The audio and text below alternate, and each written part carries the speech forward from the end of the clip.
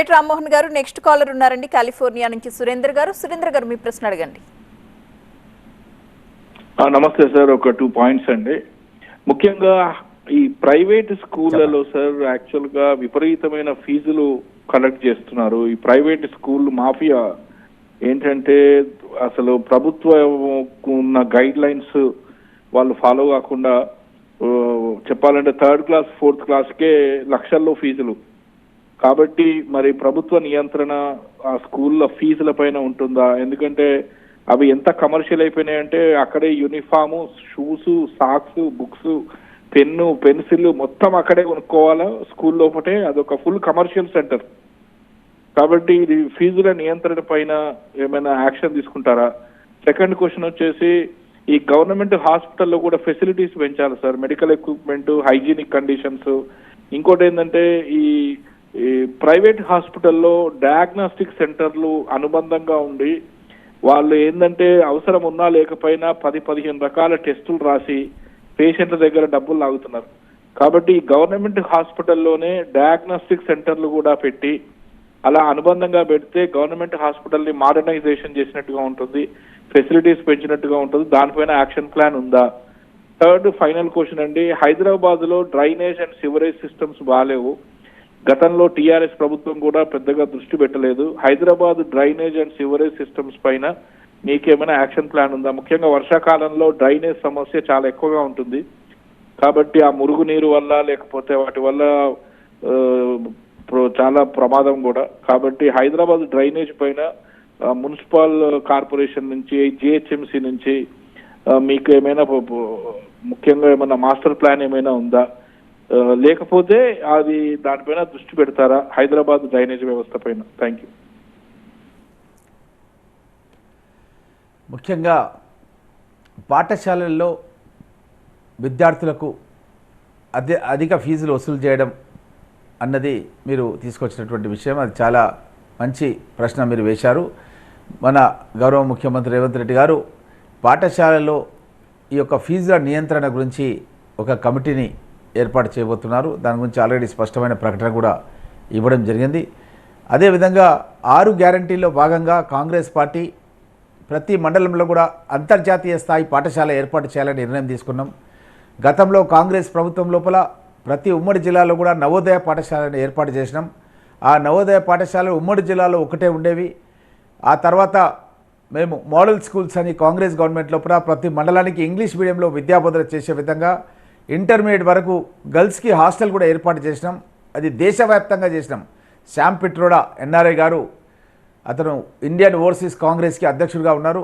తను ఇచ్చినటువంటి సూచనకు అనుగుణంగా మన్మోహన్ సింగ్ గారు ప్రధానమంత్రిగా ఉన్నప్పుడు ఈ పథకాన్ని మోడల్ స్కూల్స్ ఇంగ్లీష్ మీడియంది అమలు చేసినాం. ఇప్పుడు ఇంకొక అడుగు ముందుకేసి international schools, government international schools ప్రతి మండలంలో ఏర్పాటు చేయబోతున్నాం.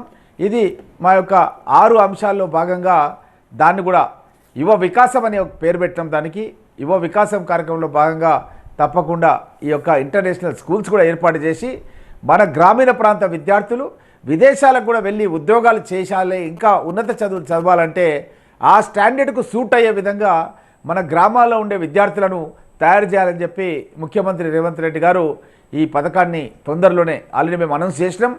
దానికి సంబంధించిన భూసేకరణ కూడా చేయడానికి ప్రయత్నాలు స్టార్ట్ చేస్తున్నాం.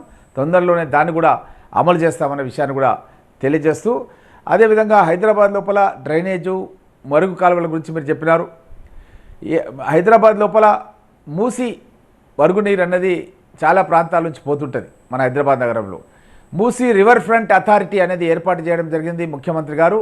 ఈ రివర్ ఫ్రంట్ అథారిటీ మూలంగా ఆ యొక్క మురికి నీళ్ళంతా కూడా పంపించేసి గోదావరి జలాలు కానీ కృష్ణా జలాలు కానీ తీసుకొచ్చి ఈ యొక్క మూసి రివర్ లోపల పోయేటట్టుగా చేసి నీళ్ళన్నీ కూడా మంచి నీళ్ళు దాంట్లో ఉండే విధంగా చేసి దాంట్లో బోటింగ్ కూడా సౌకర్యం కలిగించి హైదరాబాద్లో ఒక పెద్ద టూరిజం సెంటర్గా చేసి దేశ విదేశాల నుంచి టూరిస్టులను అట్రాక్ట్ చేసి ఇక్కడ ఉన్నటువంటి నిరుద్యోగ యువకులు వాళ్ళు చిన్న చిన్న స్టాల్స్ కానీ లేకపోతే బోటింగ్ కానీ వాళ్ళకు నిరుద్యోగులకు ఒక ఉద్యోగ అవకాశాలు కానీ సెల్ఫ్ ఎంప్లాయ్మెంట్ స్కీమ్స్ కానీ ఏర్పాటు చేసి విధంగా ముఖ్యమంత్రి గారు ఆల్రెడీ దానికి సంబంధించిన కార్యాచరణ పథకాన్ని తయారు చేస్తూ దానికి అనుగుణంగా డ్రైనేజ్ వ్యవస్థను కూడా తప్పకుండా అండర్ గ్రౌండ్ డ్రైనేజ్ అనేది గతంలో లోపభూయిష్టంగా ఉండే దానికి సంబంధించిన ప్రణాళికలు కూడా తయారు చేస్తున్నారు. ఏదైతే మన Jawaharlal Nehru outer ring road లోపల ఉంటే అది అర్బన్ ఏరియా అని, అదేవిధంగా తొందరలోనే రీజనల్ రింగ్ రోడ్ అని ఏర్పాటు చేస్తున్నాం. ఉదాహరణకు మన పరిగి కాన్స్టిట్యున్సీ అంగడిచిట్టెంపల్లి అని ఉంటుంది పూడూరు మండలంలో, అక్కడ నుంచి షాద్నగర్లో ఒక స్టార్ట్ అయ్యి ఇట్లా ఈ యొక్క సంగారెడ్డి మీదకి వెళ్ళి ఈ పరిగి మీదకి వెళ్ళి సంగారెడ్డి మీదకి వెళ్ళి ఇట్లా మొత్తం కూడా రౌండ్ ది హైదరాబాద్ ఒక 45 కిలోమీటర్స్ దూరం నుంచి ఈ రీజనల్ రింగ్ రోడ్ అనేది ఏర్పాటు చేయడం జరుగుతుంది. ఈ రీజనల్ రింగ్ రోడ్లో ఉన్నదాన్ని సెమీ అర్బన్ జోన్గా డిక్లేర్ చేయడం జరుగుతుంది. అదేవిధంగా రీజనల్ రింగ్ రోడ్ అవతల ఉన్నది రూరల్ తెలంగాణ కింద డిక్లేర్ చేయడం జరుగుతుంది. ఈ విధంగా ఒక మాస్టర్ ప్లాన్ అనేది మన ముఖ్యమంత్రి రేవంత్ రెడ్డి గారు తయారు చేస్తున్నారు. ఈ మాస్టర్ ప్లాన్లో ఎక్కడెక్కడ ఇండస్ట్రీస్ రావాలి, ఎక్కడెక్కడ మనకు టూరిజం జోన్స్ రావాలి, ఎక్కడెక్కడ రెసిడెన్షియల్ బిల్డింగ్స్ కట్టాలి, ఇదంతా కూడా ప్లానింగ్ అనేది పెద్ద ఎత్తున కార్యక్రమాలన్నీ కూడా చేస్తున్నారు. మొన్న మధ్యకాలంలోనే మీరు గమనించారు, మనకు శాసనసభ ఎన్నికలు కాగానే ఒక నెల మాకు అసెంబ్లీ ఉంది. అసెంబ్లీ కాగానే ఈ యొక్క శాసన మండలి ఎన్నికలు మాకు మహబూబ్నగర్ జిల్లా అటాచ్ అని రంగారెడ్డి డిస్టిక్ చుట్టుముట్ట హైదరాబాదు. అది కాగానే లోక్సభ ఎలక్షన్స్ వచ్చేసినాయి. వచ్చి ఎలక్షన్స్ కోడ్ ఉండే. ఇంకోటి పూర్తి స్థాయి బడ్జెట్ కేంద్రంలో కూడా లేదు, రాష్ట్రం కూడా లేదు. మేము పెట్టింది ఓట్ ఆన్ అకౌంట్ బడ్జెట్ అంటారు. అంటే అది కేవలం 3-4 మాసాల గురించే. ఇప్పుడు కేంద్ర ప్రభుత్వం కొలువు తీరింది. వాళ్ళు కూడా ఈ నెల 18 తారీఖు నుంచి పార్లమెంట్ సమావేశాలు పెట్టి వాళ్ళు ఒక ఫుల్ బడ్జెట్ ప్రజెంట్ చేస్తారు తొందరలోనే. వాళ్ళు చేసిన తర్వాత మన రాష్ట్రంలో కూడా బడ్జెట్ సమావేశాలు స్టార్ట్ అవుతాయి. ఆ యొక్క బడ్జెట్ సమావేశాలు స్టార్ట్ అయినప్పుడు అన్ని డిపార్ట్మెంట్స్కి, అది డ్రింకింగ్ వాటర్ కావచ్చు, లేకపోతే డ్రైనేజ్ సంబంధించిన రిపేర్ సంబంధించిన శాఖలు కావచ్చు, ఏ వర్క్స్ అయినా సరే దానికి బడ్జెట్ కేటాయింపు చేసి తప్పకుండా హైదరాబాద్ని ఒక మహానగరంగా తీర్చిదిద్దాలని చెప్పి కాంగ్రెస్ ప్రభుత్వం తప్పకుండా సంకల్పంతో ఉన్నదన్న విషయాన్ని కూడా మీకు తెలియజేస్తున్నాం.